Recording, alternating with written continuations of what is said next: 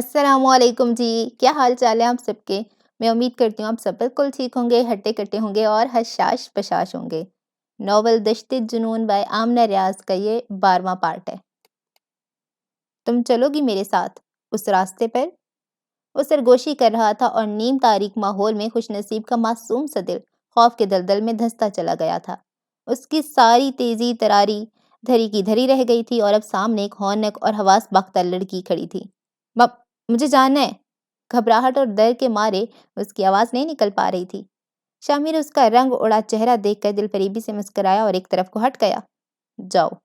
خوش نصیب کو آزادی کا پروانہ ملا تھا، وہ سر پر پیر رکھ کر دوڑی۔ دروازے میں رک کر ایک بار شامر کو دیکھا۔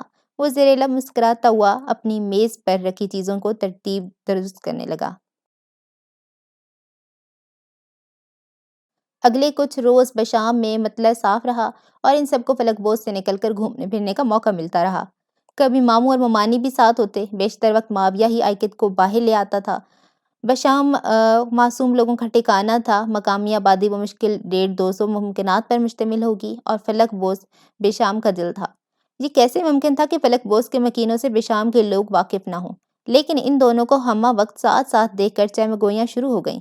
ان دونوں میں دوستی بھی بہت ہو گئی تھی۔ بسامہ کو دیکھ دکھ وہ مرکز تھا جس کے گرد معاویہ اور آئکت کی زندگی گردش کرتی رہتی تھی، اور اسی گردش کے دوران وہ دونوں ایک دوسرے کے نزدیک آ گئے تھے۔ یہ بات خود ان دونوں نے محسوس کی یا نہیں، لیکن دنیا کو باتیں بنانے کا موقع مل گیا تھا۔ اڑتی پڑتی یہ اطلاع فلک بوز میں چند دن کی مہمان بن کر آئی۔ سائقہ ممانی کے کانوں تک بھی پہنچ گئی کہ فلک بوز کا مالک معاویہ شیرازی عنقریب اپنے مرحوم ماموں زاد بھائی کی بیوی سے شادی کرنے کا ارادہ رکھتا ہے۔ سائقہ ممانی کو سخت صدمہ پہنچا، کیونکہ معاویہ کا آئکت کی طرف بڑھتا ہوا جھکاؤ انہیں بھی ایسے ہی غلط فہمی کا شکار بنا چکا تھا۔ بیٹے کو گزرے ابھی چند دن بھی نہیں گزرے تھے کہ ایسی باتیں شروع ہو گئی تھیں۔ وہ جتنی بھی اعلیٰ ظرف ہوتی، لیکن بہو کی دوسری شادی کا خیال ہی ان کے دل پر پتھر بن کر برسنے لگا تھا۔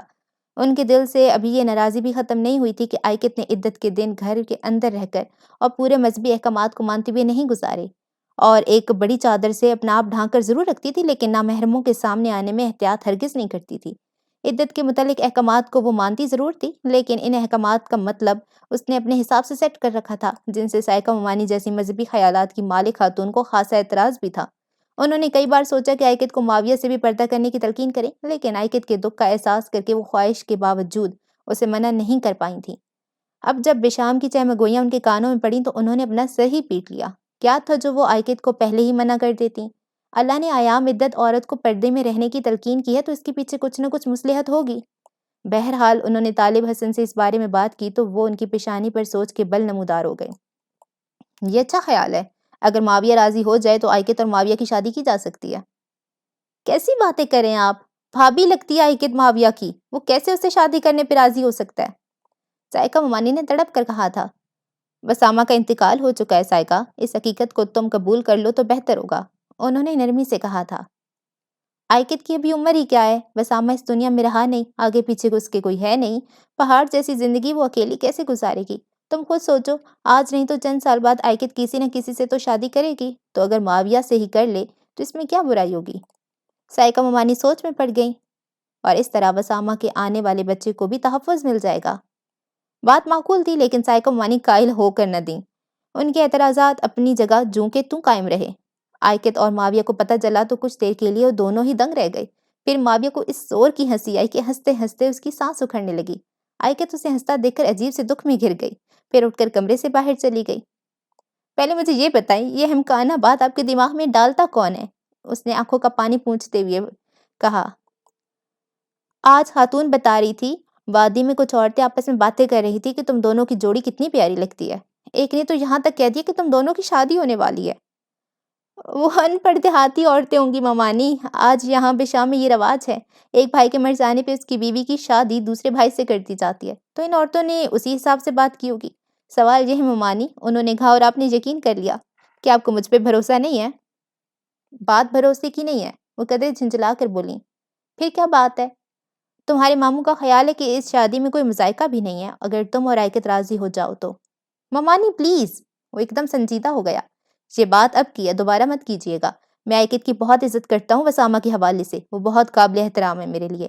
بھائی کو مرے ہوئے چند مہینے بھی نہیں گزرے اور آپ لوگ چاہتے ہیں کہ میں اس کی بیوی سے شادی کے بارے میں سوچنے لگوں؟ بغیرت نہیں ہوں میں؟ وہ بہت برا منا گیا تھا اس بات کا۔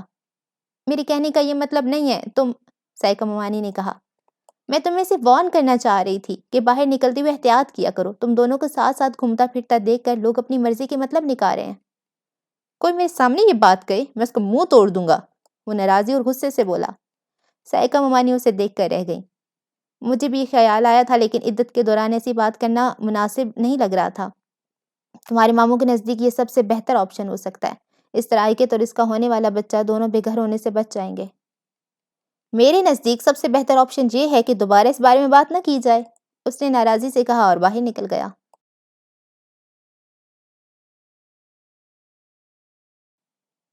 خوش نصیب نے کچن میں آ کر کھٹا کھٹ 2 گلاس پانی کی چڑھائے اور گہرے گہرے سانس بھر کے اپنے حواس بحال کرنے کی کوشش کی۔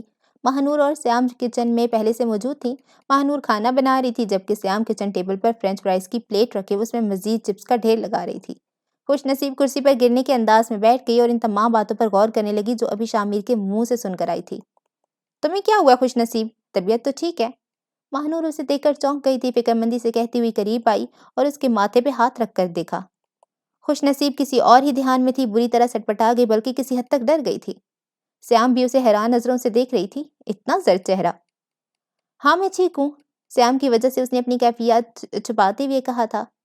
لگ تو نہیں رہا، سیام نے کہا، رنگت تو تمہاری ایسی پیلی ہو رہی ہے جیسے پیچھے کوئی جن پڑ گیا ہو۔ گو کہ اس نے ازراہ مذاق کہا تھا اور ٹھٹھا لگا کر کہا تھا، لیکن خوش نصیب کو ایسے لگا گویا اس کی چوری پکڑی گئی ہو۔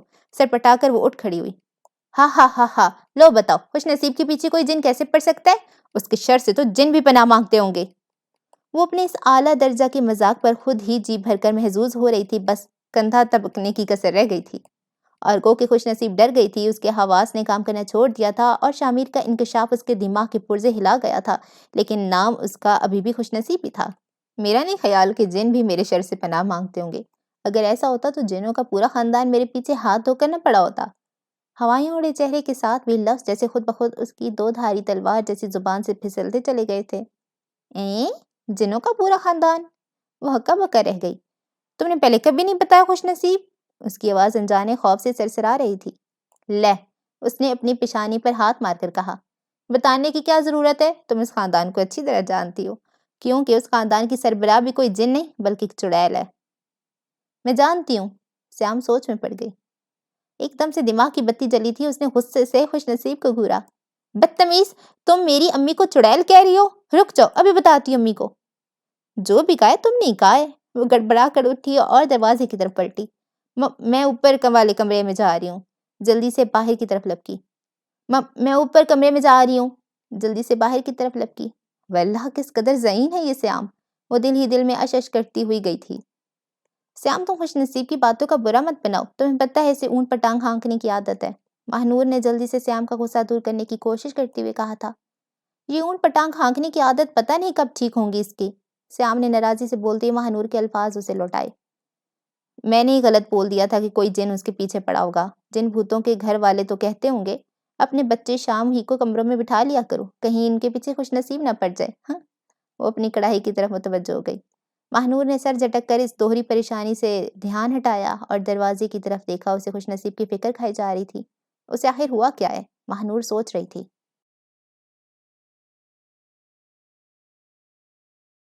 باہر آ کر اس نے دیکھا کہ عائقت فلک بوز کی دوسری منزل کے ٹیرس پہ کھڑی تھی اور دور خلاؤں میں دیکھ رہی تھی۔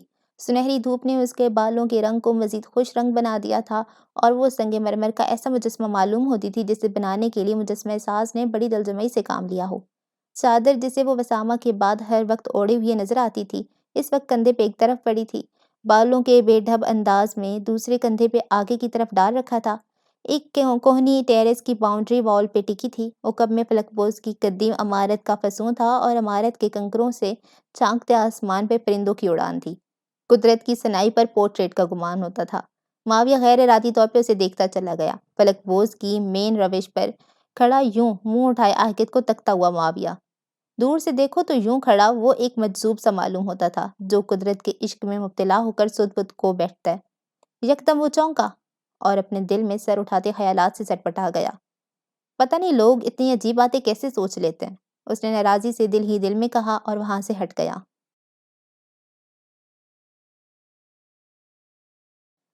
خوش نصیب اوپر اپنے کمرے میں آ گئی اور حسب عادت جا کر اپنی چارپائی پر لیٹ گئی۔ اس کا دماغ جیسے سائیں سائیں کر رہا تھا اور کچھ بھی واضح نہ ہوتا تھا۔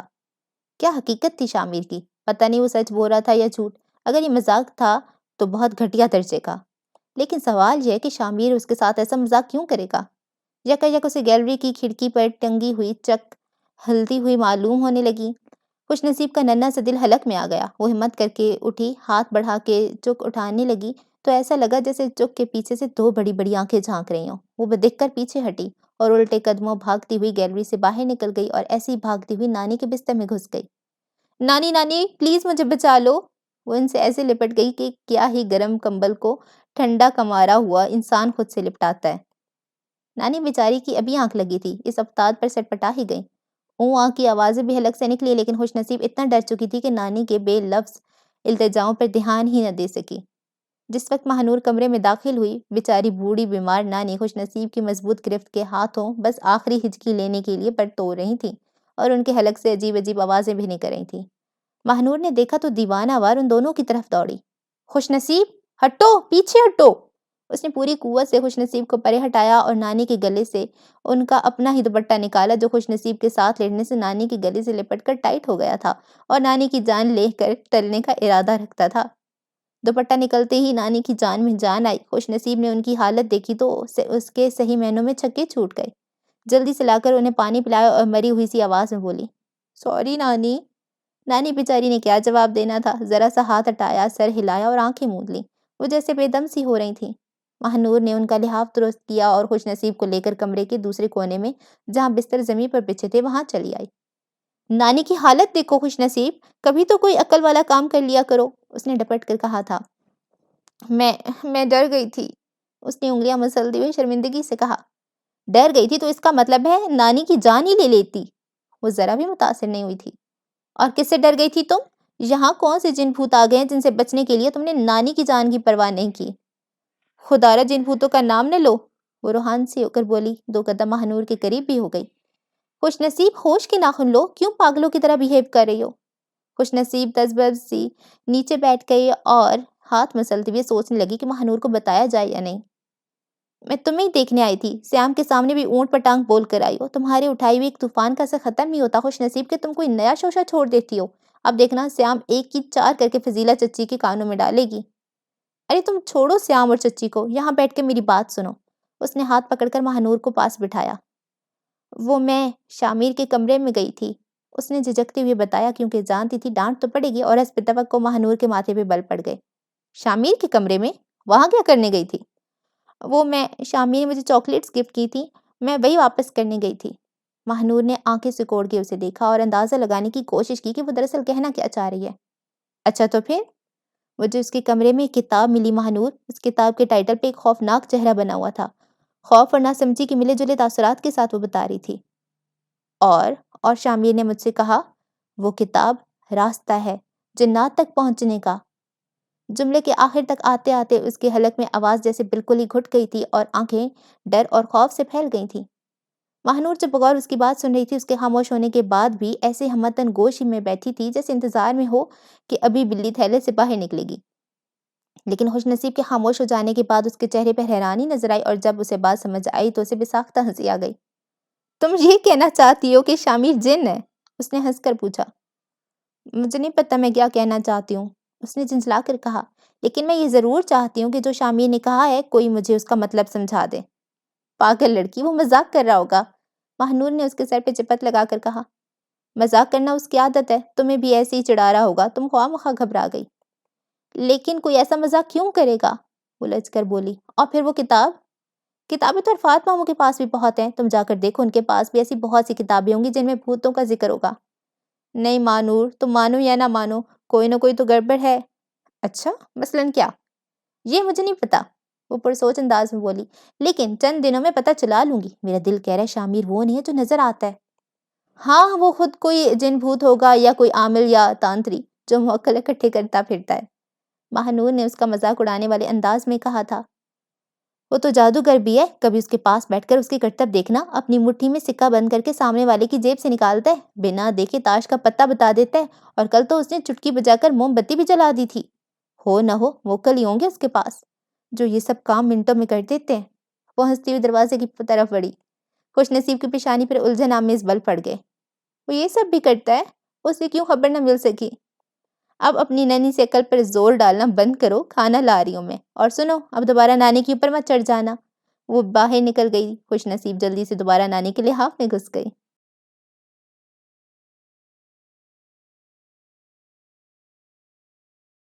شام پر ایک خوبصورت صبح طلوع ہوئی تو قبرستان والی چوٹی پر کھڑا معاویہ دکھائی دینے لگا۔ اس نے آج اپنی کالی لیدر جیکٹ پہنی تھی اور سر پہ چترالی ٹوپی پہن رکھی تھی۔ نم ہوا میں کپکپا دینے والی ٹھنڈک محسوس ہوتی تھی۔ اس کا چہرہ بالخصوص ناک سردی سے لال ہو رہی تھی۔ معاویہ کی پیشانی پہ بل پڑے تھے اور آنکھوں میں مایوسی کی لہر تیرتی دکھائی دیتی تھی۔ وہ گردن جھکائے نیچے دریا کی روانی کو دیکھ رہا تھا، لیکن بظاہر وہ کہیں اور دیکھ رہا تھا۔ اس کا دماغ فلک بوز کی راہداریوں میں گردش کرتا پھرتا تھا۔ وہ راز جو اسے کھلتا نہ تھا اور جسے کھولنے کی کنجی بھی فلک بوز کے تہخانے میں دبی رہ گئی تھی، تو یہ راز اب ایک ذہنی آزار بن کر اس کے سکون برباد کر رہا تھا۔ کافی فاصلے پر وسامہ کی قبر تھی، جس کے سرحانے اکڑوں بیٹھی اور کالی چادر میں لپٹی آئکت قبر پر پھیلے سوکھے پتے اور ٹہنیاں ہٹا رہی تھی۔ وہ نرمی اور سست روی سے یہ کام کر رہی تھی۔ ایسے ہی وہ وسامہ کے بال سہلایا کرتی تھی۔ اس نے ہاتھوں سے ہی قبر کے احاطے کو صاف کیا۔ دور سے ہی اس نے معاویہ کو دیکھا۔ وہ ابھی تک نیچے دیکھ رہا تھا، مانے اس کے سنجیدہ چہرے پر مسکراہٹ کی کرنیں دکھائی دینے لگیں۔ پھر اس نے دائیں ہاتھ جیکٹ کی جیب سے نکالا اور ویو کرنے لگا۔ آئکت نے گھٹنوں کے بل بیٹھ کر دعا مانگی، چہرے پہ ہاتھ پھیرتے ہوئے قبر پر الوداعی نگاہیں ڈالیں اور بوجھل قدموں سے چلتی معاویہ کے پاس آ گئی۔ نیچے لب دریا چند قدمی مقامی بچے اپنے پالتو جانور چراتے ہوئے آگے جا رہے تھے۔ وہ خوش تھے اور اپنے کھیل میں مگن۔ آئکت چپ چاپ معاویہ کے ساتھ کھڑی نیچے دیکھنے لگی۔ چند منٹ خاموشی سے سرک گئے۔ تم نے کیمرے کی ریکارڈنگ چیک کی؟ اس نے آہستہ سے پوچھا۔ صبح اٹھتے ہی یہی کام کیا تھا۔ معاویہ نے ایک گہری سانس خارج کرتے ہوئے اس بات میں سر ہلاتے ہوئے جواب دیا۔ کوئی سراغ ملا؟ آئکت نے دبے دبے سے جوش کے ساتھ پوچھا۔ معاویہ نے مایوسی سے نفی میں سر گردن ہلا دی۔ آئکت کا سارا جوش دھوئیں کے بادل بن کر ہوا میں تحلیل ہو گیا۔ میں نے پہلے ہی کہا تھا، اس کوریڈور میں کوئی بھی نہیں تھا، تمہیں وہم ہوا ہوگا۔ میری آنکھیں مجھے دھوکہ نہیں دے سکتی آئکت۔ وسامہ بھی یہی کہتا تھا، آئکت نے کس قدر بیزار لہجے میں کہا تھا۔ واپس چلتے ہیں معاویہ، ہمیں یہاں کوئی سراغ نہیں ملے گا۔ بابا جان صحیح کہہ رہے تھے، ہم اپنا وقت برباد کر رہے ہیں۔ ہوا کا تعاقب کرنے والے کسی کھائی میں تو گر سکتے ہیں، ہوا کو قید نہیں کر سکتے۔ وہاں سے وسامہ کا وہم تھا یا کوئی حقیقت؟ اصل بات یہ ہے کہ وسامہ کے بعد اب ہم تمہاری جان خطرے میں نہیں ڈال سکتے۔ میں سمجھا نہیں، وہ چونک کر بولا۔ میری جان کو فلک بوز میں کیسے خطرہ لاحق ہو سکتا ہے؟ وسامہ بھی ایک وقت پہ تمہاری طرح ہی باتیں کرنے لگا تھا، مجھے ڈر ہے وہ واسب اب تمہارے حواس پر قبضہ نہ جما لے۔ اس نے خائف سر سراتے ہوئے لہجے میں کہا۔ عجیب باتیں کر رہی ہو، وہ چڑھ کر بولا۔ کبھی تم کہتی ہو فلک بوز میں کوئی آسیب نہیں ہے، وہ سب وسامہ کا وہم تھا، اور کبھی تمہیں میری فکر ہونے لگتی ہے۔ تمہاری فکر صرف اس لیے ہوتی ہے کیونکہ وسامہ کو تم سے بہت محبت تھی۔ تمہیں کچھ ہوا تو یقیناً وسامہ کو تکلیف ہوگی۔ مرے ہوئے انسان کو کیا تکلیف پہنچانی؟ آئکت نے تیزی اور بیزاری سے کہا تھا، لیکن صاف پتہ چلتا تھا وہ اپنے ذہن کے کسی خیال کو رد کرنے کے لیے ایسے بول رہی ہے اور اپنے ہی کسی خیال سے تنگ ہو رہی ہے۔ معاویہ نے گردن موڑ کر اسے دیکھا اور بغور دیکھا۔ کچھ کہنے کا ارادہ کیا لیکن پھر فوراً ہی خاموش ہو گیا۔ میں نے سوچ لیا، میں واپس استنبول جاؤں گی، آئکت کہہ رہی تھی۔ وہاں جا کر کیا کرو گی؟ معاویہ اس کے ارادے پر حیران ہوا۔ بہن بھائی کوئی تھے نہیں، فادر کا کچھ پتہ نہیں، اور ماں کی ڈیتھ ہو چکی ہے۔ جہاں تمہارا کوئی نہیں ہے وہاں آپ جا کر کیا کرو گی؟ میرا تو یہاں پر بھی کوئی نہیں ہے۔ آئکت نے نظر اٹھا کر اسے دیکھا اور پلٹ کر واپسی کے رستے پر قدم بڑھا دیے۔ معاویہ چند سیکنڈ اسے دیکھتا رہا، پھر اس کے پیچھے چل پڑا۔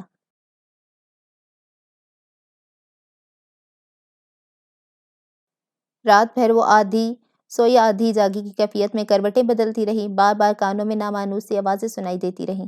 کبھی لگتا کوئی چپکے چپکے دروازے پہ دستک دے رہا ہے۔ اس کا دل حلق میں آ کر ٹھہر جاتا، کان لگا کر سننے کی کوشش کرتی تو پر اصرار خاموشی کی باز گشت رہ جاتی۔ آنکھ لگتی تو آگ اور سیاہی سے بنی شکلیں آ کر ڈرانے لگتی، یعنی کل ملا کر سکون اسے رات بھر نصیب نہ ہو سکا۔ فجر کی اذان کے ساتھ جا کر دل کو ذرا تسلی ہوئی تو ذہن بھی نیند کی وادی میں ڈوبتا چلا گیا۔ پھر روشن امی اور ماہنور نے بھیتری آوازیں دیں، لیکن وہ تو مردوں سے شرط لگا کر سوئی تھی، قسمسائی بھی نہیں۔ دن چڑھے کہیں جا کر آنکھ کھلی، وقت دیکھا تو 11 بج رہے تھے۔ بے اختیار اس نے ماتھے پہ ہاتھ مارا کیونکہ جانتی تھی اب روشن امی سے نماز کے لیے نہ اٹھنے پر ڈانٹ پڑے گی۔ خیر، آنکھیں مسلتی نیچے آ گئی۔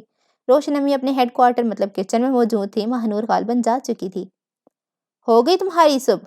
اسے دیکھتی روشن امی نے کہا۔ نماز کے لیے تو اٹھا کرو خوش نصیب۔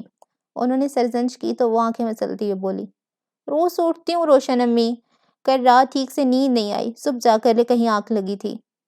اچھا تو اب قضا ہی پڑھ لو۔ پڑھتی ہوں۔ وہ سست سی ہو رہی تھی، کرسی پر بیٹھ کر پانی پینے لگی۔ میں سوچ رہی ہوں تمہیں یونیورسٹی میں ایڈمیشن ہی دلوا دوں، گھر میں بیٹھ کر مکھیاں اڑانے سے بہتر ہے آگے پڑھ لو، روشن امی کہہ رہی تھی۔ جب میں نے کہا تھا تو آپ راضی نہیں تھی، اب تو پورا سال بھی ضائع ہو گیا میرا۔ اس وقت ہاتھ تنگ تھا، تمہارے ابا کسی کی دکانیں کرائے پہ چڑھ گئی ہیں، سوچ رہی ہوں اشفاق بھائی صاحب سے بات کروں، ان کا دکانوں کا کرایہ ہمیں دے دیا کریں تو وہ کرایہ تمہاری پڑھائی کی مد میں خرچ کر لیں گے۔ وہ خاصی خوش امید نظر آ رہی تھیں اور ان کا خیال تھا کہ ہر وقت اپنا حق مارے جانے کا رونا رونے والی خوش نصیب کم سے کم یہ سن کر بہت خوش ہوگی۔ ابھی آپ بات کریں گی اور تایا جان مانیں گے یا نہیں، اس بات کی گارنٹی کون دے سکتا ہے؟ اس کے جواب میں مایوسی جھلکتی تھی۔ کوئی اور وقت ہوتا تو وہ کہتی کہ کرائے کے پیسے لڑ جھگڑ کر حاصل کرے گی اور روشن آرا کو بھی اکساتی، لیکن اس بار اس نے ایسا کچھ نہیں کہا اور یہی بات روشن آرا کو چونکا گئی تھی۔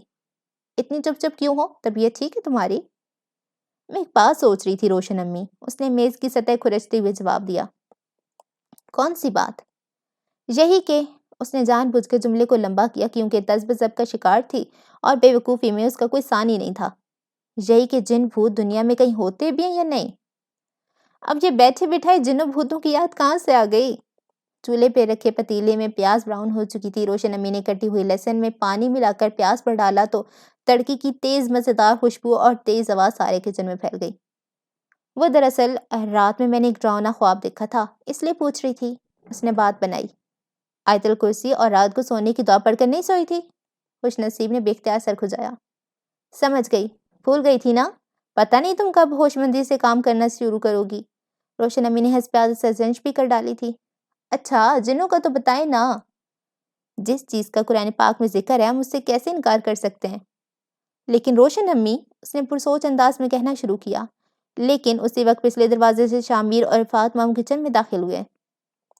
کس چیز کا ذکر ہے قرآن میں؟ عرفات ماموں نے بس اتنا ہی سنا تھا سو آتی سوال کیا۔ شامیر اور خوش نصیب کی آنکھیں ملیں، شامیر کے چہرے پہ مینی خیز مسکراہٹ پھیل گئی، خوش نصیب نے سٹ پٹا کر آنکھیں پھیر لیں۔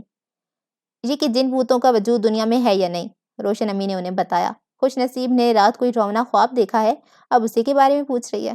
خوش نصیب اتنی چھوٹی چھوٹی باتوں سے ڈر جاتی ہے، میں تو سمجھا یہ بہادر لڑکی ہے۔ شامیر نے اس کے عین سامنے والی کرسی گھسیٹتی ہوئی اور اسے مینی خیز نظروں سے دیکھتے ہوئے کہا تھا۔ عرفات ماموں پھلوں کی باسکٹ سے ایک صحت مند سیب نکال کر اب چھری لینے شیلف تک چلے گئے تھے۔ پہلے روشن امی اپنے کھانے کی طرف متوجہ تھیں، ان دونوں کی طرف کسی کا بھی دھیان نہیں تھا۔ ہماری خوش نصیب تمہاری سوچ سے بھی زیادہ بہادر ہے، عرفات ماموں نے اس کا مورال ہائی کرنے کی کوشش کرتے ہوئے کہا اور آ کر دوسری کرسی پر بیٹھ گئے، ساتھ ہی پلیٹ چھری اور سیب خوش نصیب کی طرف بڑھا دیا۔ یہ کاٹ دو، اور خوش نصیب جو وہاں سے کھسکنے کے پر توڑ رہی تھی، ناچار اسے بیٹھنا ہی پڑا۔ روشن کی بات بالکل درست ہے، جب قرآن میں اللہ پاک نے فرما دیا کہ اس نے ناری مخلوق پیدا کی ہے تو دنیا کی کوئی طاقت اسے جھٹلا نہیں سکتی۔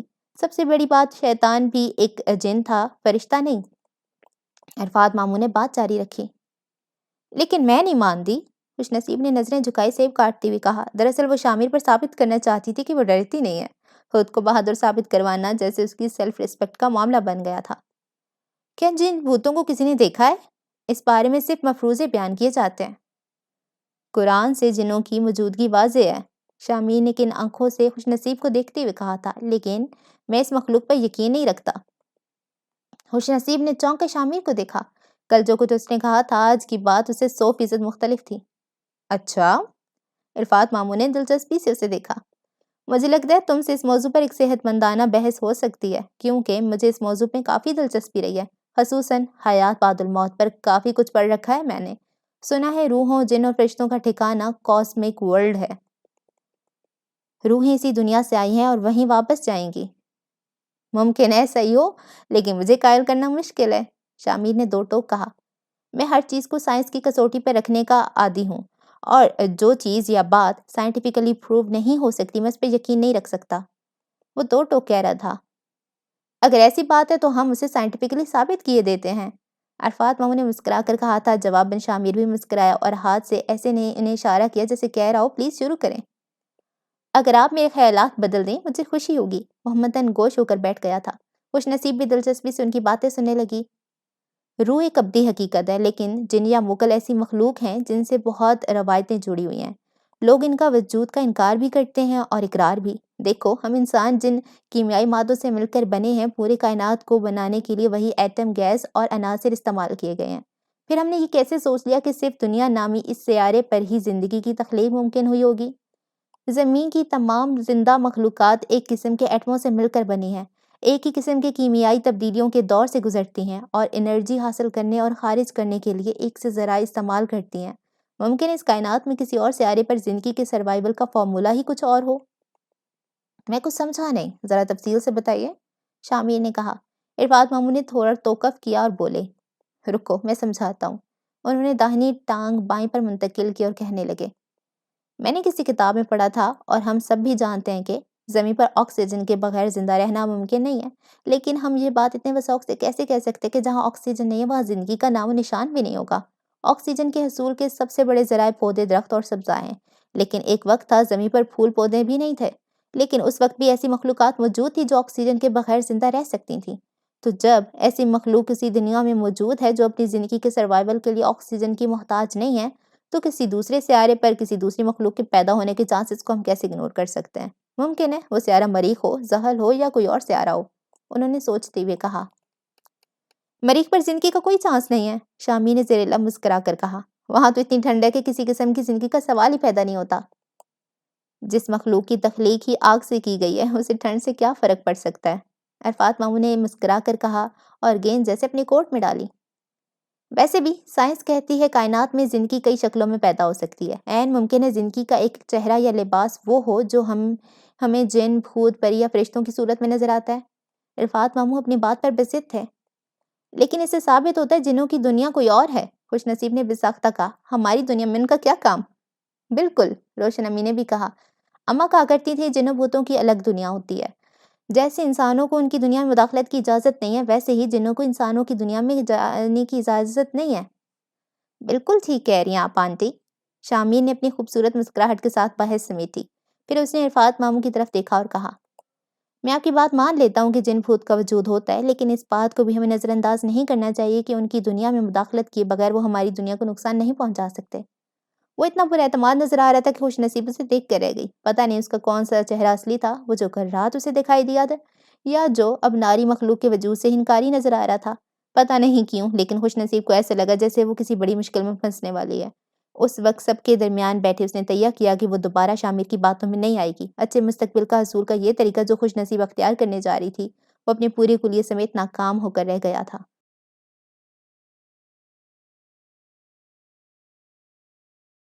قبرستان سے واپسی پر وہ سیدھا فلک پوش آنے کی بجائے وادی میں پھرتے رہے اور وادی کے مارکیٹ میں بے سبب دکانوں چھانتے ہوئے انہوں نے کچھ وقت گزارا۔ ایسے پھرتے ہوئے ان دونوں کے ہی ذہن میں وہ باتیں گونجنے لگی جن کے بارے میں پتہ چلا تھا کہ وادی میں ان دونوں کے بارے میں کی جا رہی ہے۔ معاویہ کو تو خیر ان باتوں کی زیادہ پرواہ نہیں تھی، سو اس نے سر جھٹک کر ان خیالات کو رفع کر دیا۔ آئکت البتہ محتاط ہو چکی تھی۔ اس نے معاویہ سے کہا، ہمیں واپس چلنا چاہیے، ایسا نہ ہو پھر کسی کو کچھ کہنے کا موقع مل جائے۔ کیا مطلب؟ کیسی باتیں؟ وہ سمجھ گیا تھا لیکن پھر بھی لا تعلقی سے پوچھا۔ وہی جو ماما جان کہہ رہی تھیں، وہ جھجک کر بولی۔ ہم لوگوں کے ذہنوں کو سوچنے اور زبانوں کو باتیں بنانے سے روک نہیں سکتے۔ میں صرف اتنا چاہتی ہوں کہ ماما جان اور بابا کو تکلیف نہ پہنچے۔ وہ دونوں شاید عدت پوری نہ کرنے پر مجھ پہ ناراض بھی ہیں، اس نے آنکھیں چراتے ہوئے کہا تھا۔ معاویہ نے اسے دیکھا اور ایک گہری سانس بھر کر اس کی سیاہی احتیاط پسندی کو ہوا میں اڑا دیا۔ یک ہوا کہیں سے بادلوں سے ٹکڑے اڑا لائی تھی اور ہوا کی ہی زور سے بوندا باندی شروع ہو گئی تھی۔ معاویہ نے اپنی جیکٹ کی کالر کی زپ کھول کر کالر کو کانوں تک چڑھا لیا۔ آئکت نے چھتری کھول کر سر پہ تان لی، لیکن سردی کی شدت سے اس کے ہونٹ نیلے پڑ رہے تھے۔ اسے دیکھ کر ایک ٹی اسٹال پہ معاویہ چائے پینے بیٹھ گیا۔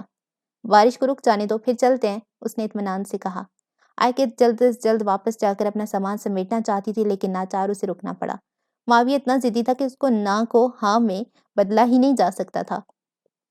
ٹی اسٹال ایک چھوٹی سی دکان کے اندر بنا ہوا تھا۔ دکان کے مالک نے انہیں بیٹھنے کے لیے لکڑی کا بینچ فراہم کیا اور گرما گرم چائے کی بھاپ اڑاتی پیالیاں پیش کیں، ساتھ میں بسکٹ جیسے کچھ سنیکس کی پلیٹ وہ لے کر آیا۔ ان سنیکس پر سفید تل لگے ہوئے تھے اور ان کی خوشبو اتنی دل فریب تھی کہ وہ دونوں کھانے سے انکار کر ہی نہیں سکے۔ وہ دونوں چائے کی چسکیاں بھرتے ہوئے باہر دیکھنے لگے۔ بارش موتیوں کی طرح برس رہی تھی۔ ڈھلوانی سڑک بھیگ کر اپنا اصل رنگ کھو چکی تھی اور صبح کی تر و تازہ روشنیوں کو بادلوں کے مٹیالے پن نے اپنی لپیٹ میں لے لیا تھا۔ کچھ دیر میں بادل گرجنے لگے اور بجلی کی کڑک سے بشام گونج اٹھا۔ مجھے لگ رہا ہے استنبول جانے کا تمہارا فیصلہ غلط ہے۔ بہت دیر خاموش رہنے کے بعد معاویہ نے خاموشی کی اس حصار کو توڑا جو ان دونوں کو بار بار اپنی لپیٹ میں لے لیتا تھا، لیکن اس نے اپنی آواز بے حد مدھم رکھی کیونکہ دکان کے اندر ان دونوں کے علاوہ بھی چند لوگ موجود تھے جو اس وقت بے وقتی بارش سے پناہ لے کر وہاں آ گئے تھے اور آپس میں باتیں کرتے، سردی سے ہاتھ آپس میں رگڑتے بارش کو دیکھ رہے تھے۔ ان سب کی آواز مکھیوں کی بھنبھناہٹ کی طرح سارے میں پھیلی ہوئی تھی۔ آئکت نے ذرا کی گردن موڑ کے اسے دیکھا۔ میں یہاں رہ کر بھی کیا کروں گی معاویہ؟ بسامہ تھا تو میری ہر خوشی اسی سرزمین سے جڑی ہوئی محسوس ہوتی تھی، لیکن اب وہ پھر سے باہر دیکھنے لگی۔ سچ کہوں تو ایک آخری سہارا یہ بچہ ہی ہے، ورنہ بسامہ کے بعد تو زندہ رہنے کی کوئی لاجک ہی نہیں بچتی میرے پاس، وہ بہت دکھی ہو کر کہہ رہی تھی۔ پھر تم ڈیلیوری کے بعد چلی جانا، اکیلے جا کر تمہیں دقت ہوگی، اس نے جھجکتے ہوئے کہا۔ تم بات نہیں سمجھے، زندہ رہنے کی لاجک ہے میرے پاس، لیکن زندگی گزارنے کے اسباب تو مجھے خود بنانے ہوں گے۔ اپنا اور اس بچے کا پیٹ بھرنے کے لیے پیسہ کمانا ہے، گھر تلاش کرنا ہے، اور یہ سب کام جتنی جلدی شروع کر لوں اتنا ہی بہتر ہوگا۔ تم ان سب چیزوں کی کیوں فکر کر رہی ہو؟ معاویہ نے جھنجھلا کر خالی پیالی میز پر رکھی۔ جب تک میں ہوں تمہیں کسی چیز کے لیے فکر مند ہونے کی ضرورت نہیں ہے۔ میں تمہارا احسان نہیں لینا چاہتی، اس نے دو ٹوک کہا۔ یہ احسان نہیں ہے، وسامہ کے بعد تم میری ذمہ داری ہو اور میں یہ ذمہ داری آخری دم تک نبھاؤں گا۔ وہ چھوٹا سا لڑکا بہت بڑی بات بول رہا تھا۔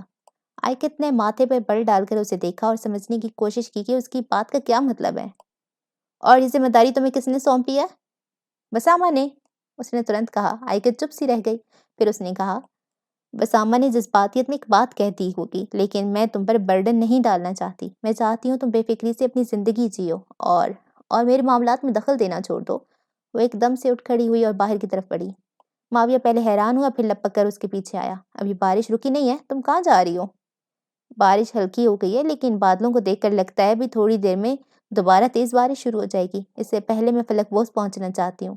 اس نے ہاتھ باہر نکال کر چھتری کھولی، سر پر تانی اور سڑک کی چڑھائی پر مضبوطی اور احتیاط سے قدم رکھنے لگی۔ معاویہ نے جھنجھلا کر اس کی عقل کو، جس نے ایسے موسم میں بنا سوچے سمجھے اسے باہر نکلنے کا مشورہ دیا تھا، کو ساتھ سلام بھیجے اور بگلے کی طرح گردن کندھوں میں دھنسا کر اس کے پیچھے چل پڑا۔ ذرا دوپہر ڈھلے وہ فریحہ کی طرف چلی آئی۔ ذہن پہ اتنا بوجھ تھا کہ وہ اس کیفیت سے جان نہیں چھڑپا پا رہی تھی، لیکن یہاں آ کر پتہ چلا فریحہ کچھ روز کے لیے اپنے آبائی گاؤں گئی ہوئی تھی۔ خوش نصیب منہ بنا کر باہر نکل آئی۔ اب کس سے بات کرے؟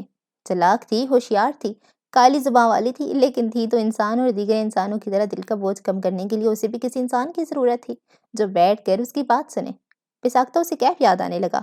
وہ چڑھاتا تھا، تنگ کرتا تھا، لیکن یہ بھی سچ ہے کہ جب خوش نصیب کے سننے کے لیے کوئی موجود نہیں ہوتا تھا تب بھی کیف موجود رہتا تھا۔ وہ اس کی بات نہ صرف سنتا تھا بلکہ باتوں ہی باتوں میں اس کی برین واشنگ بھی کر دیتا تھا، بالکل ایسے جیسے کوئی ماہر نفسیات اپنی باتوں سے مریض کو ہلکا پھلکا کر دیتا ہے۔ اور بچپن کی دشمنی کے زیر اثر خوش نصیب نے کبھی منہ سے یہ بات تسلیم نہیں کی، مگر دل سے وہ کیف کی اس صلاحیت کی معترف تھی۔ ایسے ہی بزار سی وہ فضل منزل کی طرف چلی جا رہی تھی کہ کولی اور ڈی نے اس کا راستہ روک لیا۔ خوش نصیب نے دیکھا اسٹیئرنگ سنبھالے شامل مسکرا رہا تھا، پھر وہ ایسے مسکراتا ہوا اپنی طرف کا دروازہ کھول کر اترا اور خوش نصیب کے لیے دروازہ کھول دیا۔ بیٹھو۔ تز بز سی خوش نصیب 2 قدم پیچھے ہٹ کر کھڑی ہو گئی۔ نہیں میں۔ بیٹھ جاؤ خوش نصیب، اتنا سوچنے کی کیا بات ہے؟ وہ حیران ہوا۔ ویسے بھی سب لوگ دیکھ رہے ہیں، ایسے بیچ راستے میں کھڑے رہنا مناسب نہیں لگتا۔ خوش نصیب نے ادھر ادھر دیکھا، ذرا دیر سوچا، پھر خاموشی سے گاڑی میں بیٹھ گئی۔ شامیر نے اپنی سیٹ سنبھال کر ریس پر پاؤں رکھ دیا۔ تم ڈر گئی ہو؟ ایسی کوئی بات نہیں ہے، اس نے باہر دیکھتے ہوئے کہا۔ دیکھو خوش نصیب، ہم سب کی زندگیوں میں کچھ نہ کچھ ایسی باتیں ضرور ہو جاتی ہیں جنہیں ہم سب سے چھپا کر رکھنا چاہتے ہیں، مناسب سمجھتے ہیں۔ ہر راز ہم ہر کے سامنے نہیں کھول سکتے، لیکن تم میری زندگی میں خاص جگہ رکھتی ہو۔ مجھے لگا میرے سیکرٹس، میرے انٹرسٹ تمہیں پتہ ہونے چاہیے، اور چونکہ میں خود تمہارے ساتھ اتنا آنیسٹ ہوں تو میں ایسی ہی آنیسٹی کی امید تم سے بھی رکھتا ہوں۔ محبت اتنا حق تو 2 لوگوں کو ضرور دیتی ہے کہ وہ اپنا ہر راز ایک دوسرے سے شیئر کریں۔ وہ ڈرائیو کرتے ہوئے بہت سنجیدگی سے بول رہا تھا۔ ایک منٹ۔ خوش نصیب ہکا بکا ہو کر اسے دیکھنے لگی۔ کون 2 لوگ؟ کس کی محبت؟ دیکھو شامی، تمہیں کوئی بہت بڑی غلط فہمی ہو گئی ہے۔ میں نے 2 بار ہنس کر تم سے بات کیا کر لی، تم نے پتہ نہیں کیا کیا فرض کر لیا۔ دیکھو میں ایسی ہی ہوں، ہر ایک سے ہنس کر بات کر لیتی ہوں، اس کا مطلب یہ ہرگز نہیں ہے کہ تم مجھے اپنی محبت میں مبتلا سمجھو۔ اس نے 1 منٹ میں فیصلہ کیا کہ شامیر کو ہر طرح کی خوش فہمی سے نکال باہر کیا جائے۔ اب ہکا بکا ہونے کی باری شامیر کی تھی۔ کیا کیا کہہ رہی ہو تم؟ اس کی پرسنالٹی کے سارے رنگ تپش پر رکھی موم کی طرح پگھلتے چلے گئے تھے، اور اس وقت وہ انگلش فلموں کا ہیرو کم پنجابی فلموں کا وہ مسخرہ دوست لگنے لگا تھا جس کے گول چہرے کو کیمرہ فریم میں رکھ کر سب سے زیادہ مزاحیہ سین پکچرائز کیے جاتے ہیں۔ بالکل سچ کہہ رہی ہوں، اس نے سخت سے تاثرات بنانے کی کوشش کرتے ہوئے کہا، اور جان بوجھ کر شامیر کی طرف سے نظریں پھیر لیں، مبادا اس کا اترا ہوا چہرہ دیکھ کے اسے اپنے خیالات بدل ہی نہ دے۔ تم ہمارے مہمان ہو، اور مہمانوں کے ساتھ ہم ایسے ہی دوستانہ انداز میں پیش آتے ہیں۔ ذات کے راجپوت ہیں، مہمان نوازی تو سمجھو ختم ہے ہم پر۔ گردن اکڑا اور اترا کر بولی۔ شامیر چپ چاپ سامنے دیکھنے لگا، لیکن اس کا چہرہ ابھی ایسے غم کی داستان سنا رہا تھا جس نے اس کی ساری شخصیت کو اتھل پتھل کر کے رکھ دیا تھا۔ خوش نصیب نے کن آنکھوں سے اسے دیکھا، اور آنسا ہوشیار کا دل پسج کر رہ گیا۔ بڑا ہی دکھ ہوا اسے شامیر کو اداس دیکھ کر۔ دیکھو شامیر، I'm sorry اگر تم ہرٹ ہوئی ہو تو، اس نے جھجکتے ہوئے کہا تھا، لیکن سچ یہی ہے کہ میرے دل میں تمہارے لیے کچھ بھی نہیں ہے۔ میں تو صرف سیام اور فضیلہ چچی کو چڑھانے کے لیے تمہارے ساتھ کچھ زیادہ فرینک ہو کے بات کر رہی تھی۔ اس نے کہہ تو دیا، لیکن ڈرتے ڈرتے، کیونکہ دل سے جانتی تھی اس نے غلط کیا ہے۔ شامیر سر پکڑے بیٹھا تھا، اس کا وہ حال تھا جیسے سمجھ ہی نہ پا رہا ہو کہ اب کیا کہے اور کیا نہیں۔ مجھے پتا ہے میں نے تمہیں ہرٹ کیا ہے، لیکن پلیز اب کچھ مت کہو۔ شامیر نے بوجھل آواز میں منت سے کہا، اور گیئر بدلتے ہوئے بولا، یہ صدمہ بہت شدید ہے، مجھے سنبھلنے میں کچھ وقت لگے گا۔ شامیر میں تو پلیز خوش نصیب، میں نے تم سے کہا نا اب کچھ مت کہو، اس نے اس بار جھنجھلاہٹ آمیز منت کے ساتھ کہا تھا۔ میرے وہم و گمان میں بھی نہیں تھا کہ تم میری فیلنگز کے ساتھ کھیل رہی ہو۔ اللہ معافی، میں کیوں کھیلوں گی؟ مجھے تو ویسے ہی گیمز میں دلچسپی نہیں ہے۔ وہ دل ہی دل میں ممنائی تھی۔ برا کیا ہے تم نے، بہت برا۔ وہ جیسے رونکھا ہی ہو گیا تھا۔ زندگی میں پہلی بار کسی کو میں نے اپنے راز میں شریک کیا تھا۔ مجھے لگا صرف تم ہو جو مجھے سمجھ سکتی ہو، اور تم۔ وہ جذباتی ہو رہا تھا۔ راز؟ اسے یاد آیا، وہ جنات والا؟ شامی نے اس بات میں سر ہلا دیا۔ کوئی نہیں جانتا کہ میرے پاس موکل ہے، میں غیر انسانی مخلوق سے نہ صرف بات کر سکتا ہوں بلکہ ان کے ذریعے کوئی بھی کام کروا سکتا ہوں۔ وہ بولتا جا رہا تھا، اور خوش نصیب کا دل جیسے دھڑکنا بھول گیا تھا، اور ڈر کے مارے اس کی آنکھیں بھی ساری پھیل گئی تھیں۔ یہ ایسا راز ہے جس سے میرے انتہائی قریبی لوگ بھی واقف نہیں ہیں، حتیٰ کہ میرے پیرنٹس بھی نہیں۔ اور یہ موکل تمہیں کب ملے کہاں؟ خوش نصیب کی آواز حلق میں ہی گھٹ رہی تھی۔ میری ماما ایک پیر صاحب کی پیروکار رہ چکی ہیں۔ بچپن میں مجھے ہر جمعرات کو لے کر پیر صاحب کے آستانے پر جایا کرتی تھیں۔ تم تو ساری زندگی یورپین کنٹریز میں رہے ہو، وہاں بھی کیا پیر اور ان کے آستانے ہوتے ہیں؟ بہت زیادہ، شامی نے دھیمی سی آواز میں کہا۔ پاکستانی اور انڈین نژاد پیروں فقیروں کو بہت مانتے ہیں اور ان کے بہت احترام بھی کرتے ہیں۔ فرق صرف اتنا ہے کہ وہاں پر ایسے آستانے نہیں بنے ہوتے جیسے میں یہاں پاکستان میں دیکھ چکا ہوں۔ خیر، انہیں پیر صاحب کی دعا کے توفیل وہ موکل یا جن کہہ لو میرا دوست بن گیا۔ اس کا نام جبار ہے، اور وہ بیشتر وقت میرے ساتھ ہی رہتا ہے۔ اس وقت بھی وہ کار کی پچھلی سیٹ پر بیٹھا ہوا ہے۔ اتنا کہنے کی دیر تھی کہ گاڑی کی چھت خوش نصیب کے سر پہ آن گری۔ اس کی آنکھیں خوف سے پھٹی کی پھٹی رہ گئیں، حلق میں سانس اٹک گئی، اور دل تیز کام کی رفتار سے دوڑنے لگا۔ اس نے ڈرتے ڈرتے بدقت گردن موڑ کر پیچھے دیکھا، لیکن یہ کیا، وہاں تو کوئی بھی نہیں تھا۔ پوری کی پوری سیٹ خالی پڑی تھی۔ خوش نصیب کی ذرا جان میں جان آئی، لیکن پیچھے تو کوئی بھی نہیں ہے۔ جبار ہر ایک کو نظر نہیں آتا، شامیر نے ایک بار پھر آرام سے کہا، اور ایک بار پھر خوش نصیب کا ڈر کے مارے برا حال ہو گیا۔ پلیز شامیر، گاڑی روک دو، میں اترنا چاہتی ہوں۔ خوف کے مارے کانپتے دل و لڑکھڑاتی زبان کے ساتھ اس نے التجا کی۔ کیا تم ڈر رہی ہو؟ اس نے حیران ہو کر پوچھا، پھر بولا، پریشان مت ہو، میرے دوستوں کو جبار کچھ نہیں کہتا۔ نہیں پلیز تم گاڑی روک دو۔ وہ بضد تھی، خدا جانے جو نظر نہیں آ رہا تھا وہ پیچھے سے ہاتھ بڑھا کر اس کا گلا ہی دبا دیتا۔ جو نظر آئے کم سے کم اس کی طرف سے تو محتاط رہتا ہے انسان۔ اچھا 1 منٹ، اس نے گاڑی روک دی۔ جبار، خوش نصیب کو ڈر لگ رہا ہے، تم پلیز گاڑی سے اتر جاؤ۔ شامیر نے پیچھے گردن موڑ کر کہا، اور اگلا لمحہ خوش نصیب کے لیے اور بھی تعجب خیز تھا۔ اس کی آنکھیں ایک بار پھر کھلی کی کھلی رہ گئیں، کیونکہ شامیر کی بات کے فوراً بعد گاڑی کا پچھلا دروازہ خود بخود کھل گیا تھا۔ چند سیکنڈ کا توقف ہوا، اور پھر دروازہ باہر سے دھکیل کر بند کر دیا گیا۔ اس سارے عمل کے دوران کوئی نہ ٹھوس وجود خوش نصیب کو دکھائی دیا تھا، نہ اس کی موجودگی کا احساس ہوا تھا۔ شامیر نے مڑ کر دوبارہ اسٹیئرنگ سنبھالا، اور کھڑکی سے منہ نکال کر جبار سے بولا، سنو، تم سیدھے فضل منظر چلے جاؤ اور خوش نصیب کے تایا جان سے بات کر کے اس کا مسئلہ حل کروا دو۔ ساتھ ہی گاڑی سے باہر اس نے کسی کو ہاتھ ہلا کر خداحافظ بھی کہا تھا۔ خوش نصیب ہونکوں کی طرح منہ کھولے کبھی شامیر کو تو کبھی گاڑی سے باہر اس نادیدہ مخلوق کو دیکھنے کی کوشش کر رہی تھی جس کا نام جبار تھا، اور خدا ہی جانے وہ تھا بھی یا نہیں تھا۔ گاڑی جو ہی آگے بڑھی اس نے بدقت تھوک نکل کر اپنا خشک ہوتا حلق تر کیا اور سکڑ سمٹ کر بیٹھ گئی۔ اگر چند منٹ کے لیے یہ تصور کر لیا جائے کہ شامیر کی باتوں میں صداقت تھی تو سچ بات یہی ہے بھائی کہ شامیر ایک خطرناک انسان تھا، اور خوش نصیب کو بڑی شدت سے احساس ہو رہا تھا کہ وہ غلط بندے سے پنگا لے بیٹھی ہے۔ یہی اس کی جگہ کیف ہوتا تو کوک کے ساتھ شامی کباب والا برگر کھا کر بھی راضی ہو جاتا، بیچارہ معصوم لڑکا۔ لیکن ایک منٹ، اس بات کی کیا گارنٹی کہ شامیر سچ بول رہا تھا؟ یک خوش نصیب کو اپنے بونگے پن کا احساس ہوا اور وہ گردن اکڑا کر بیٹھ گئی۔ میں سمجھ گئی، اس نے کہا، تم مجھے بے وقوف بنا رہے ہو۔ وہ دنگ رہ گیا۔ میں تمہیں کیوں بے وقوف بناؤں گا؟ یہ مجھے نہیں پتا، وہ اپنے مخصوص انداز میں بولی تھی، ضدی ہٹ طرف بلا کا پر اعتماد لہجہ۔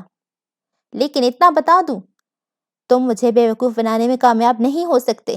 ہاں البتہ یہ کوشش سیام کے ساتھ کی ہوتی تو کامیابی ضرور تمہارے قدم چوم سکتی تھی۔ میں تمہیں کیوں بے وقوف بناؤں گا؟ محبت نہیں کرنی مت کرو، کم سے کم میری فیلنگز کو تو جھوٹا مت کہو، وہ برا منا کر بولا تھا۔ میں تمہاری فیلنگز کو کچھ نہیں کہہ رہی، میں تو اس جبار نامی ڈرامے کی بات کر رہی ہوں، وہ تنک کر بولی تھی۔ میں نہیں مانتی تمہارے پاس کوئی جن ون ہو سکتے ہیں، یہ سب دھوکا ہے، محض نظر کا دھوکا، وہ بضد تھی۔ شامیر کی پیشانی پہ بل پڑ گئے۔ دھوکا؟ نظروں کا ہیر پھیر؟ ابھی جب جبار جا کر تمہاری تایا کو راضی کرے گا، تمہارے ابا کی دکانوں کا کرایہ تمہیں دیا کرے، تو تمہیں جبار کی حقیقت کا علم ہو جائے گا۔ ایک بار پھر خوش نصیب کے سر پہ آسمان گرا۔ تمہیں یہ کرائے والی بات کیسے پتہ چلی؟ اس نے شاکڈ ہو کر پوچھا۔ جبار مجھے سب کچھ بتا چکا ہے، شامیر نے کہا۔ انفیکٹ مجھے تو جبار نے یہ بھی پہلے بتا دیا تھا کہ تم نے مجھ پر تعویذ کروایا ہے، لیکن جب سیام نے بتایا تو میں نے اوپنلی یہ بات کر کے تمہیں شرمندہ کرنا مناسب نہیں سمجھا تھا۔ خوش نصیب تھوڑی سی دیر کے لیے شرمندہ ہوئی، پھر ہٹ درمی سے بولی، میں پھر بھی یہی کہوں گی کہ تم جھوٹ بول رہے ہو۔ جو مرضی سمجھو، لیکن اگلے روز کچھ روز کے لیے میں نے جبار کی ڈیوٹی لگا دی ہے، وہ تمہارے پرابلم سالو کرتا رہے گا۔ خوش نصیب نے ایسے سر چٹکا جس سے کہہ رہی ہو کہ مجھے ابھی بھی یقین نہیں آیا۔ ہمارے پرابلمز تو ہمیشہ سے ہمارے ساتھ رہے ہیں، دنیا کی کوئی طاقت انہیں حل نہیں کرا سکتی۔ وہ کھڑکی سے باہر دیکھنے لگی تھی۔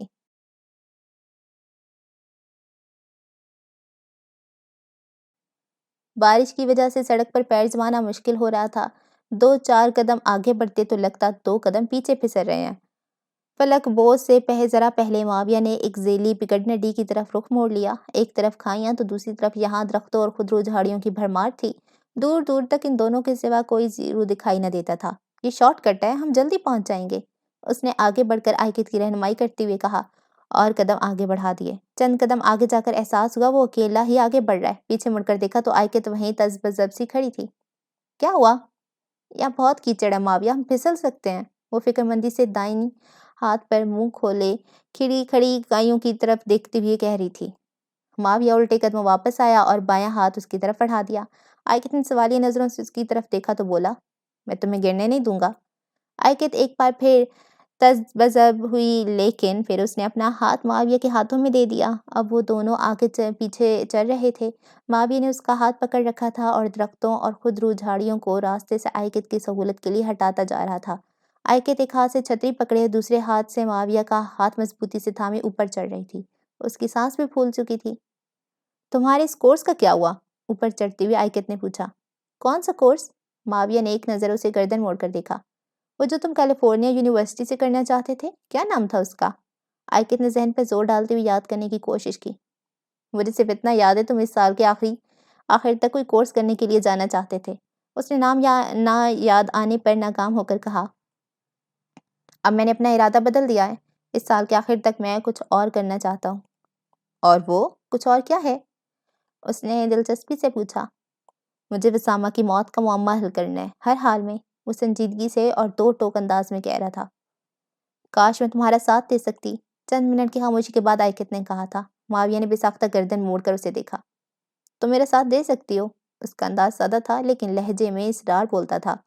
آئکت نے اس وقت اس کا ہاتھ پکڑے ایک بڑے پتھر پر پیر جمانے کی کوشش کر رہی تھی۔ بارش کی کنمن میں شدت آ گئی اور چھتری ہٹ جانے سے آئکت بھی بھیگ گئی تھی۔ ان دونوں کی نظریں ملی۔ معاویہ کی آنکھوں میں اسرار تھا تو آئکت کی آنکھیں لاچاری کی بوجھ سے جھک گئی۔ تم جانتے ہو یہ ممکن نہیں ہے۔ دنیا میں ناممکن کچھ نہیں ہوتا اور یہ تم بھی اچھی طرح جانتی ہو۔ وہ آگے چل پڑا۔ تم ماموں اور ممانی کے ساتھ واپس چلی جاؤ، میں ابھی کچھ دن اور فلک بوس میں رکوں گا۔ لیکن معاویہ، میں فیصلہ کر چکا ہوں اور کسی کی کوئی بات میرا فیصلہ نہیں بدل سکتی۔ تنی ہوئے اعصاب کے ساتھ بے دھیانی میں اس نے ہاتھ کو جھٹکا دیا۔ یہ بالکل غیر ارادی حرکت تھی۔ آئکت اپنی جھونک میں اور کسی قدر معاویہ پر انحصار کرتے ہوئے پیر آگے بڑھا رہی تھی۔ معاویہ کے ہاتھ کو جھٹکنے پر اپنا توازن برقرار نہ رکھ سکی۔ سنبھلنے کے لیے اس نے چٹان کا سہارا لینا چاہا، لیکن اس کی کوشش میں اس کے پیروں کے نیچے سے پتھر پھسلتے چلے گئے اور ان پھسلتے پتھروں کے ساتھ وہ خود بھی تقریباً 10 فٹ گہری کھائی میں پھسلتی چلی گئی۔ معاویہ! آئکت کی چیخ بادلوں کی گرج کے ساتھ وادی میں گونجی۔ آئکت! معاویہ نے حواس باختہ ہو کر اسے پکڑنے کی کوشش کی، لیکن اس کوشش میں وہ منہ کے بل نیچے کیچڑ میں گرا۔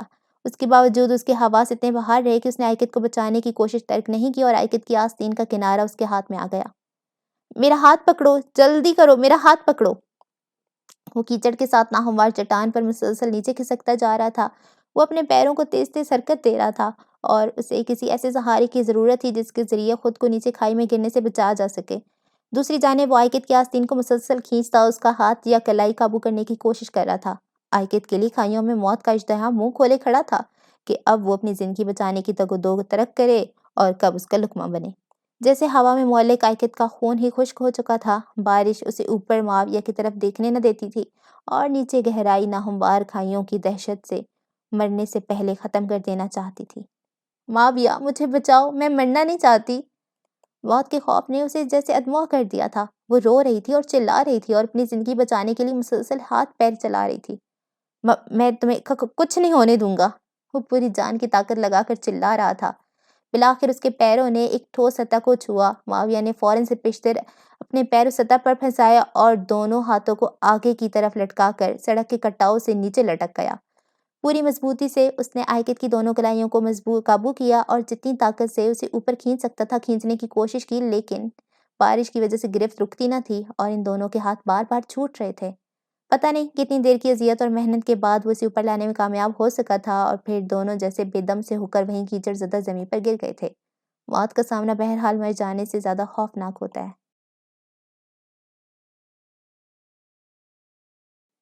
خوش نصیب اپنے کمرے میں داخل ہوئی تو دیکھا ماہنور کے ساتھ فہمینہ بھی وہیں موجود تھی۔ روشن کروشیا اور دھاگا سامنے رکھے کوئی ڈیزائن بنانے میں مصروف تھیں اور نانی حسب توقع تکیہ سے ٹیک لگائے نیم دراز بیٹھی تھیں۔ ماہنور اور فہمینہ کے سامنے کینو کی باسکٹ رکھے ساتھ ساتھ کینو چھیل چھیل کر کھا رہی تھی، ساتھ ساتھ باتیں بھی ہو رہی تھیں۔ فیصلہ کرنا مشکل تھا، ان کے ہاتھ زیادہ تیزی سے چل رہے تھے یا کینو چھیل رہے ہیں یا زبانیں تیزی سے زیادہ کام کر رہی ہیں۔ یہاں تو پارٹی ہو رہی ہے، کینو کھانے کے لیے کسی نے میرا انتظار ہی نہیں کیا، وہ اندر آتے ہوئے بولی۔ تم گھر پہ ٹک کر بیٹھو تو کوئی تمہارا انتظار کرے؟ روشن امی نے حسب عادت اسے سرزنش کی۔ تھی کہاں تم اب تک؟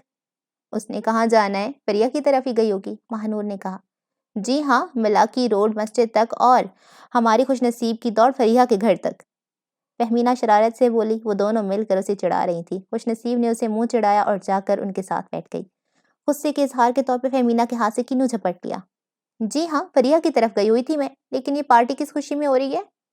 ارے اصل پارٹی تو تمہاری طرف سے ہوگی، وہ بھی تب جب یونیورسٹی میں تمہارا ایڈمیشن ہو جائے گا۔ بات سنو، میں لارج سائز پیزا کھاؤں گی۔ اللہ معافی، تم اپنی صحت دیکھو فہمی اور اپنی خوراک پر دھیان دو۔ جتنا تم ایک وقت میں کھاتی ہو نارمل سائز کے 4 لوگ اتنا کھانا کھا سکتے ہیں۔ اس نے کانوں کو ہاتھ لگاتے ہوئے کہا۔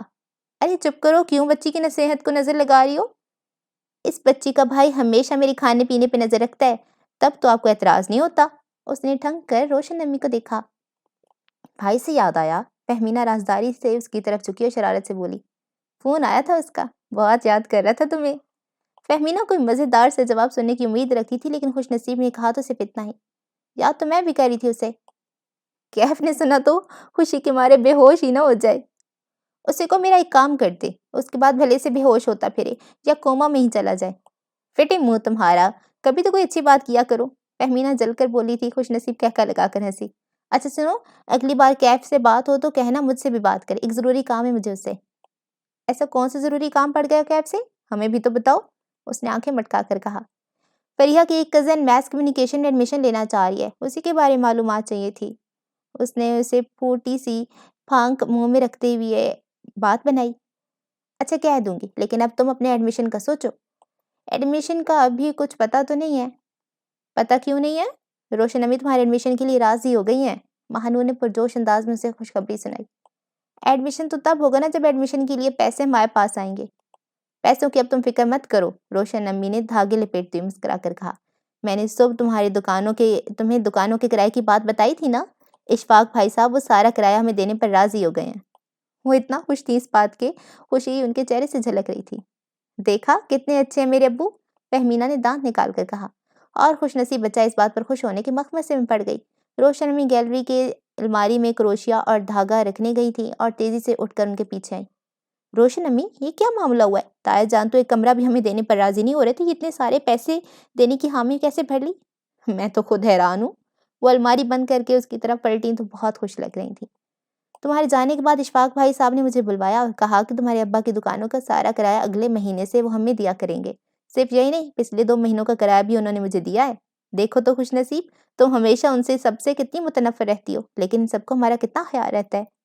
روشن امی اور بھی بول رہی تھیں۔ ایک چھوٹی سی فیور مل جانے کے بعد ان کا دل خاندان والوں کے لیے بھی گداز ہو گیا تھا۔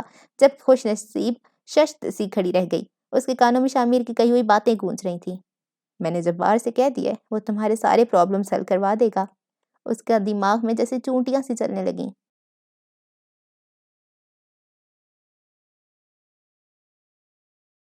مونٹوک کے بے بادل آسمان پر ایک خوبصورت شام رات میں ڈھل رہی تھی۔ ساحل سمندر کی طرف سے آنے والی ہوائیں خنک اور دلکش معلوم ہوتی تھیں۔ ایسے میں ان 2 کمروں کے کاٹیج کی تمام بتیاں جلا دی گئی تھیں اور کھلی ہوئی کھڑکیوں سے اندر کا منظر دکھائی دے رہا تھا۔ سامنے کی طرف چھوٹا سا باغیچہ تھا جس میں ایک طرف درختوں کی شاخ سے پرانے ٹائر کا جھولا لگا ہوا تھا۔ ٹائر کو خوبصورت رنگوں کی رسیوں کے گروہوں سے سجایا گیا تھا۔ باغیچے سے برآمدے کی سیڑھیاں متصل تھیں، جن کی تعداد 4 سے زیادہ نہیں تھی۔ سیڑھیوں کے دونوں اطراف برآمدے کی گرل تھی۔ برآمدے میں 2 دروازے کھلتے تھے، ایک کاٹیج کا داخلی دروازہ تھا، دوسرا دروازہ کاٹیج کی پچھلی طرف جانے والی گلی کی طرف لے جاتا تھا۔ دروازے سے اندر داخل ہوں تو بالکل سامنے TV lounge plus sitting room تھا۔ سامنے کی دیوار پہ ایک بڑا فیملی پورٹریٹ لگا ہوا تھا۔ تصویر تقریباً 20 سال پہلے کھینچی گئی ہوگی، لیکن اتنے سالوں نے بھی چہروں کی خوبصورتی کو مانند نہیں کیا تھا۔ مسٹر اینڈ مسز جمال، جو منٹوک میں مسٹر اینڈ مسز جیک کے نام سے جانے جاتے تھے، اس وقت جوان تھے۔ ان کے چہرے زندگی کی روشنائیوں کی عکاسی کرتے تھے۔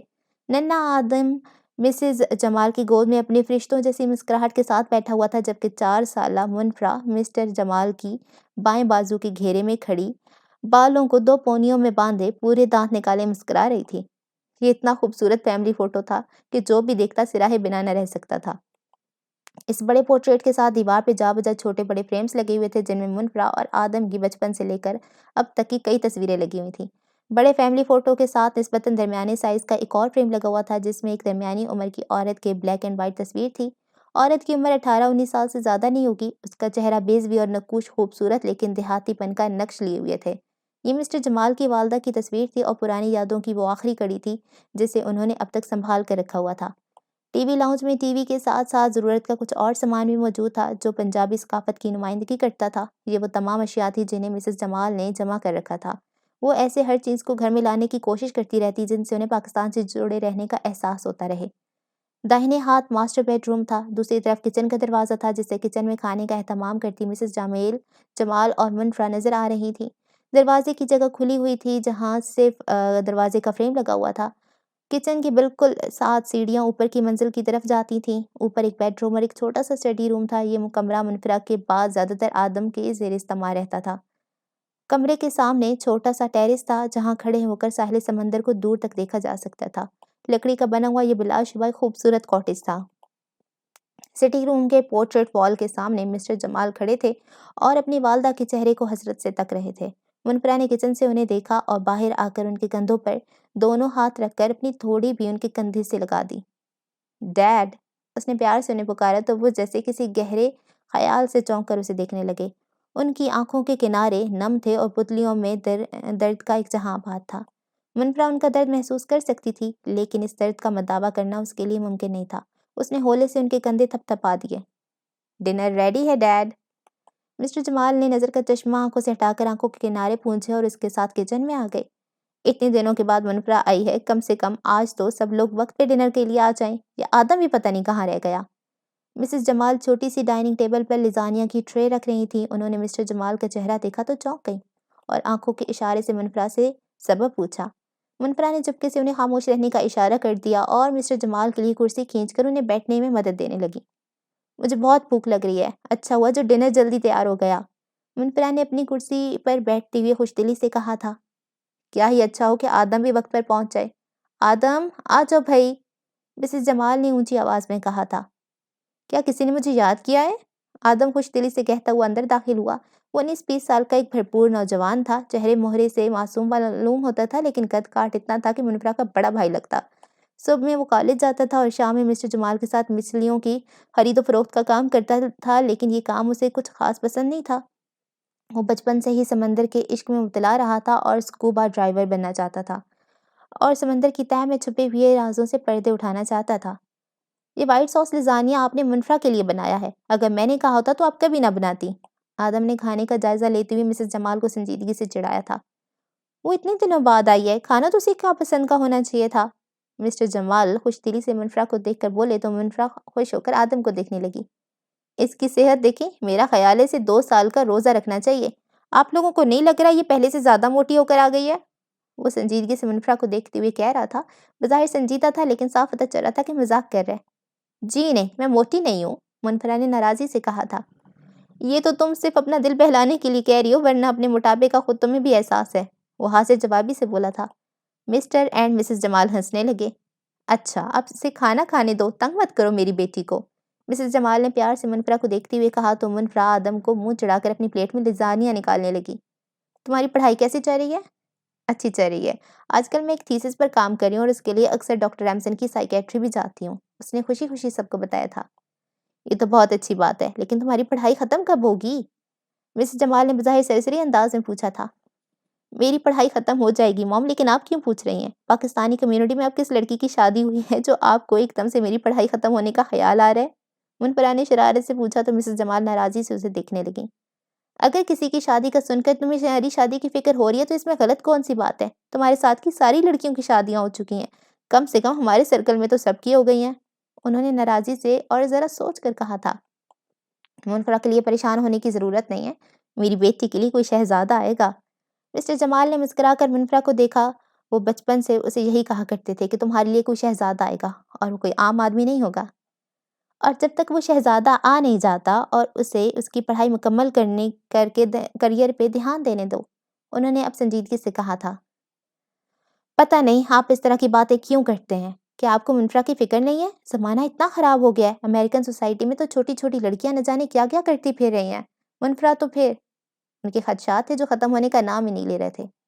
شائستہ، مسٹر جمال نے انہیں سنجیدگی سے ٹوک دیا، جن لڑکیوں کی تم بات کری ہو وہ اسی ماحول کی پروردہ ہیں اور ان کے پاس تمہاری جیسی مائیں بھی نہیں ہیں جو ان کی تربیت کر سکیں اور انہیں اچھے برے اور غلط صحیح کا فرق سمجھا سکیں۔ کم سے کم تمہیں اپنی تربیت پہ ضرور بھروسہ کرنا چاہیے۔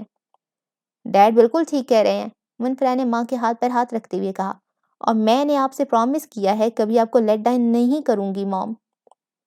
مسز جمال گہرا سانس بھر کے خاموش ہو گئیں اور بیٹی کو دیکھ کر مسکرانے لگیں۔ منفرا نے بات ہی بدل دی۔ ڈیڈ آپ کا پاکستان جانے کا پلان کہاں تک پہنچا؟ اس سے پہلے کہ مسٹر جمال کوئی جواب دیتے آدم نے کہا، وہ پلان میری وجہ سے مکمل نہیں ہو پا رہا، دنیا ادھر کی ادھر ہو جائے میں پاکستان نہیں جاؤں گا، ایک بڑا سا نوالا منہ میں رکھتے ہوئے اس نے 2 ٹوک انداز میں کہا۔ مسٹر جمال کے چہرے پہ ناگواری پھیل گئی۔ آخر تمہیں وہاں جانے میں تکلیف کیا ہے؟ وہ پھٹ پڑنے والے انداز میں بولے۔ وہ ملک ہے ہمارا، تم لوگوں کے اچھے مستقبل کے لیے میں یہاں رہنے پر راضی ہوا تھا، لیکن اس کا مطلب یہ تو نہیں ہے کہ ساری زندگی وہاں کا منہ نہ دیکھوں۔ میرے اپنے تو وہیں پر ہیں جنہیں اچھے مستقبل کی تلاش میں پیچھے چھوڑ آیا تھا۔ خدا معلوم اب سب کہاں ہوں گے کہاں نہیں۔ جہاں انسان کی بنیادیں ہوتی ہیں جانا تو وہیں ہوتا ہے۔ پہلی بات تو یہ ہے کہ یہاں آ کر آباد ہونا آپ کی چوائس تھی ڈیڈ، اس کے لیے کسی نے آپ کو فورس نہیں کیا تھا، اور دوسری بات یہ کہ آپ کی بنیادیں وہاں ہو سکتی ہیں لیکن ہم یہاں پیدا ہوئی ہیں، یہیں بڑے ہوئے ہیں۔ And yes I am a proud American. میں پاکستان جا کر کیا کروں گا؟ اس نے 2 ٹوک انداز میں کہا تھا۔ تمہیں بس ہر اس بات سے اختلاف کرنا ہے جو میں کہہ رہا ہوں، تم ایک نالائق اور نافرمانبردار اولاد کے سوا کچھ نہیں ہو۔ مسٹر جمال ایک دم سے غصے میں آ کر بولے تھے۔ آدم کا چہرہ بے عزتی کے احساس سے لال ہو گیا اور اس نے شکوہ کناں انداز میں ماں اور بہن کو دیکھا، دونوں کے چہرے پہ بیزاری الجھن سے بھرے ہوئے معلوم ہوتے تھے۔ پھر اس نے پلیٹ کو ہاتھ مار کر پرے دھکیلا اور کرسی گھسیٹ کر اٹھا اور تھپ تھپ کر وہاں سے چلا گیا۔ آدم رکو، کھانا کھا کر جاؤ۔ مسز جمال تیزی سے آدم کے پیچھے لپکی تھی۔ ان کے جانے کے بعد کچن میں چند منٹ کے لیے خاموشی چھا گئی تھی۔ مسٹر جمال کا تنفس تیز ہو رہا تھا اور چہرہ غصے اور پچھتاوے سے لال ہو گیا تھا۔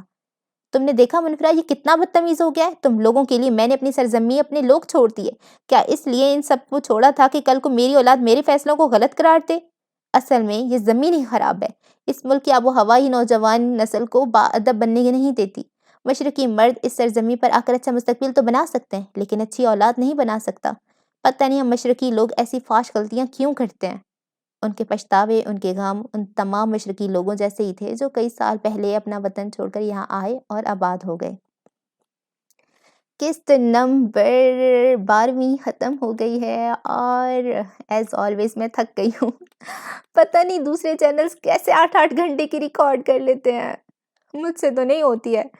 اچھا، بات یہاں پہ تھوڑی نا سوچنے والی ہے، وہ یہ کہ یہ منفرا کا کیا چکر ہے؟ منفرا کے ابا پاکستان کے ہیں، وہ تو ہمیں پتہ تھا، لیکن ان کو پچھتاوا ہے، وہ اپنوں کو چھوڑ آئے ہیں۔ اور اگر آپ تھوڑا سا دھیان دیں تو خوش نصیب کی جو اماں ہیں ان کو بھی ان کے بھائیوں نے دھتکار دیا تھا، مطلب کہ منفرا اور خوش نصیب کزنز ہیں، اور جو منفرا کا ابا ہے وہ خوش نصیب کی ماں کا بھائی ہے۔ مجھے تو یہی لگ رہا ہے، تکا ہے، اب کسی نہ کسی طرح سے تو ان دو کہانیوں کو آپس میں جوڑنا ہی ہے نا، تو اس طرح ہی صحیح۔ چلیں جی، جلدی سے نیکسٹ قسط دیکھیں گے کہ اس میں کیا ہوتا ہے۔ تب تک کے لیے اتنی دفعہ میرے ایسے ہی ورڈز نا گڈ موڈ ہو جاتے ہیں۔ تب تک کے لیے اللہ حافظ۔